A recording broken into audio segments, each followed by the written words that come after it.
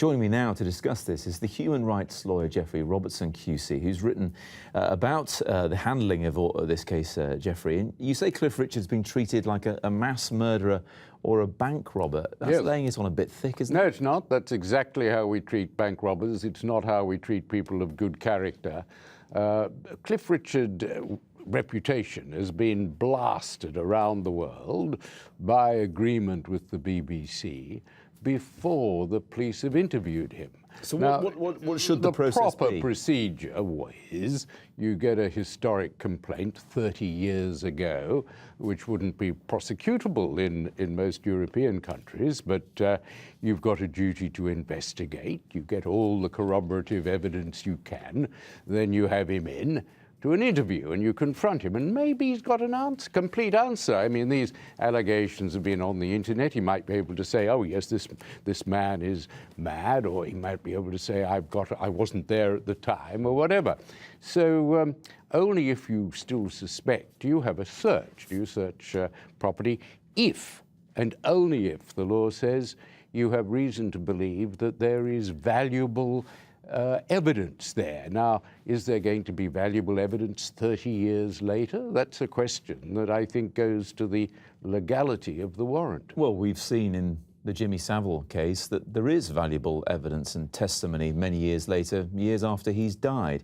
Yes, you say but in most he European wasn't countries this wouldn't come to light outside of 10 years. But that's got to be wrong, hasn't it? If there's a crime, if there's a serious crime, there certainly must be.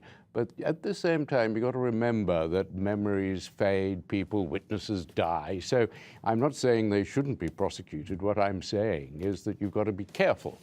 None of the others have been put to this public spectacle of having their homes raided with the BBC and ITV clattering overhead in helicopters. I mean, of course, Sir Cliff Richard denies any wrongdoing, as we know.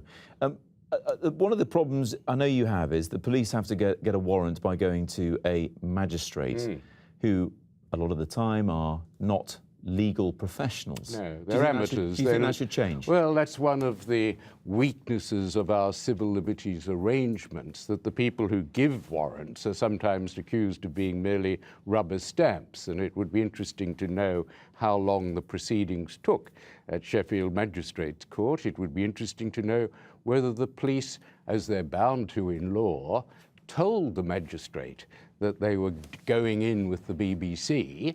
That's something that they had to tell him, and if they didn't, they're in serious trouble. And they also had to say why they couldn't contact Cliff Richards. And it's a pretty dumb police force that couldn't contact Sir Cliff Richards. So there are the questions that have to be answered about whether as we say, an Englishman's home is his castle. It certainly wasn't in this case, even if it looked like a bit of a castle. One more question from me. Last week I spoke to Nigel Evans, MP, who sat where you are, a man cleared of serious sexual allegations. He thinks the law should change so that people's names aren't out there until they are charged. Do you agree?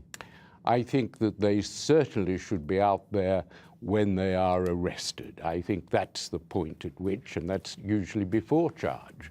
But I think it's hard for people, terribly hard, it's awfully cruel to keep them in suspense, to make this hideous allegation against them. And then sometimes, look at Paul Gambaccini, he's had to wait for years before he's cleared. And that's unfair and it's immoral. So I think that while they should be named, because we should know what the police are doing, we should know who they're taking liberties with, I think nonetheless that the problem is that they're not charged in time. There should be a 3-month gap for the police and the CPS to get their act together, and not, as we're seeing with Jimmy Tarbuck and others, 2 years.